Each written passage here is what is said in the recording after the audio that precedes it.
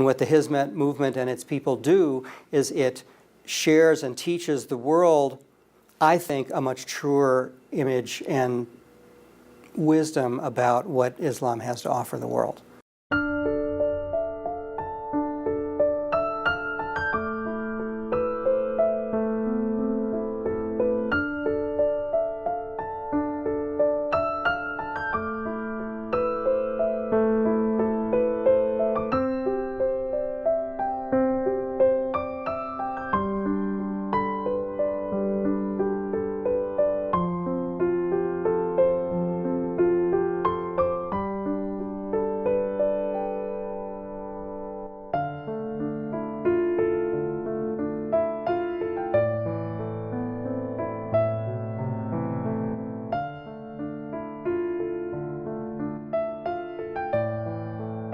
My name is Stephen Booth-Nadav.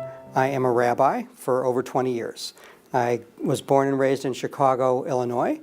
And though I don't know the story, my grandmother used to tell me about her grandfather, who was known as the Turk, who came from Turkey, but I don't know much about his actual story.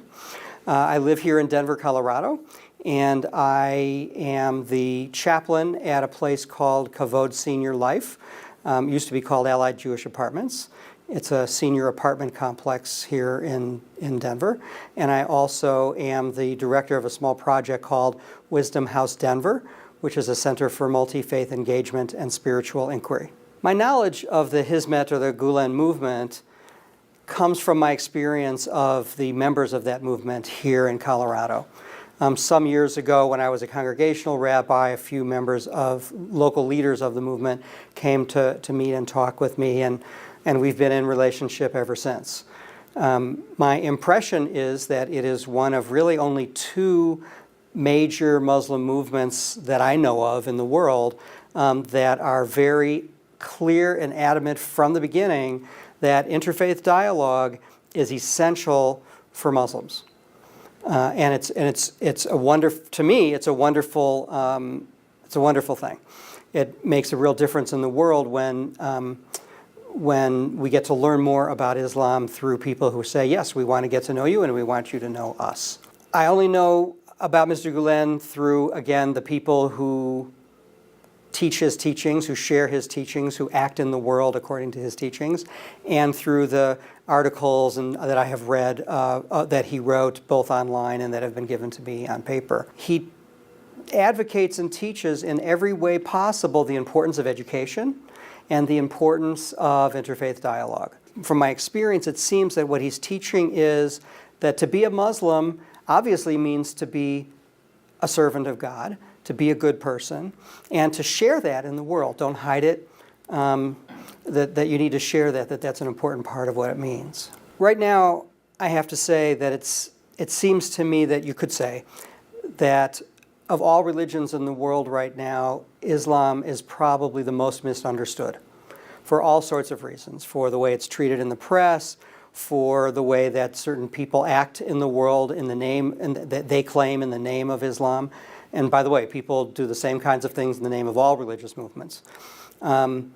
So for me, one of the greatest contributions of Mr. Gulen and the Hizmet movement in the world is that you stand up in the world and you say, this is what it means to be a Muslim. And when people are doing bad things, you stand up and say, no, that is not what it means to be a Muslim. And we in the United States, I think maybe here as much as anywhere, get these distorted images of Islam through the press and so on. And what the Hizmet movement and its people do is it shares and teaches the world, I think, a much truer image and wisdom about what Islam has to offer the world.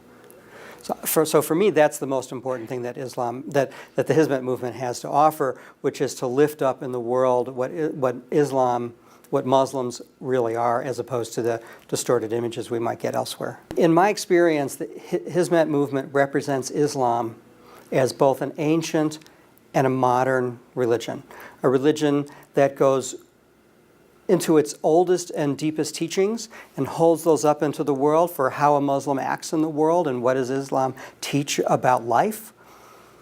And yet it's very modern. It's people who live in today's world, who work in, any place in the United States anyway, it seems, somebody from this movement could be working, could be involved in that. They're very contemporary people rooted in ancient tradition. The Hizmet movement is dedicated more than any other Muslim group that I'm aware of to interfaith dialogue. And then you might ask, well, so what? Why is that important? My understanding from reading Mr. Gulen, number one, is that it's important for Islam and it's important for Muslims. That to know yourself, you have to know others. And that's critical. But what I also see, what difference it makes in the world, is that when I'm sitting here in the United States, reading and hearing only the worst of humans twisting what Islam is in the world, I have another model. Most people that I know, just general people out there in the United States, when they read bad things that Muslims might be doing in the world or things said in the name of Islam, they just think that that's what Islam's about. They don't know. So for me, it's incredibly important that this movement holds up an Islam, as I've said, that is both ancient and new, that's open to the world, that's open to others, and that stands for ethical, godly ways of being in the world. I think that interfaith dialogue, perhaps now, especially now, is critical to dealing with the problems we have in society. So many of the problems we have in society are caused either because they're being dealt with on a level that's just not solving, it just seems the conflict just continues, or they're caused by people not knowing each other. So there's a lot of fear of the other, there's a lot of fear of the unknown, and frankly, over history, religions haven't helped with that a whole lot. Religions have actually, in most cases, probably in all cases, have contributed to a sense of us versus them. But I see in the world rising today, and the Hizmet movement is part of this, of an understanding that in order for the world to survive, we have to understand that it's all about God. That when you get down to what's really important, it's about God. And the God that I worship and the God that you worship is the same God. So once we get that really we're both on the same side, now let's deal with the problems in the world. If we start to deal with the problems in the world of I'm here and you're there, these days it's leading to a lot of bad things. Everything from political issues to environmental issues. I think that really there's no problem in the world right now that couldn't be better addressed by people having experience of knowing people different from them. And religion is one, I think, very important way. Another thing related to that is that I think all religions, have wisdom to offer us today. How are we supposed to treat our planet? Well, most religious traditions talk about how should we be treating God's creation. We have huge environmental problems. We will not have a planet to live on if we don't address those. And frankly, I think religions offer wisdom for that. And when I hear a faith other than my own speaking on that issue, for example, I think, oh, that's very compelling. Well, what does my tradition have to offer? Oh, my tradition also offers something compelling. And then we start getting together with people. So I would say that interfaith dialogue is critical because it's the only way to solve our problems in the world today is by people coming together across all boundaries of difference. I wish I had more experience of the Hizmet movement in terms of its schools. I don't believe there's one in this area, so I don't really have practical, direct experience.